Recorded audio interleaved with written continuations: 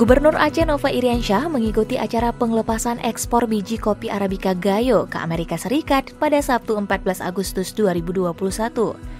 Penglepasan itu dilakukan Presiden Joko Widodo secara simbolis dari Istana Kepresidenan Bogor, Jawa Barat dalam acara Merdeka Ekspor 2021. Acara itu adalah seremonial penglepasan ekspor komoditas pertanian dari 17 provinsi ke berbagai negara tujuan. Gubernur Nova Iriansyah mengikuti acara itu dari Redelong Bener Meriah.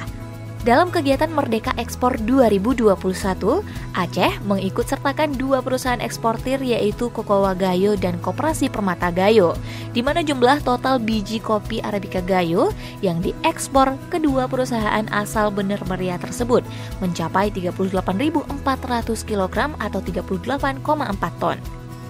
Baik Cocoa Gayo maupun Koperasi Permata Gayo sama-sama mengekspor biji kopi ke Amerika Serikat, di mana nilai FOB barang yang diekspor Cocoa Gayo adalah 108.096 US dollar dengan volume 19.200 kg.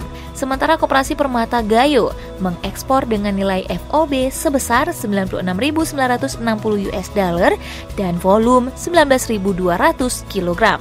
Sementara itu secara keseluruhan, Presiden Jokowi pada kesempatan itu melakukan penglepasan ekspor produk pertanian senilai 7,29 triliun rupiah dari 17 pintu pelabuhan atau bandara di 17 provinsi.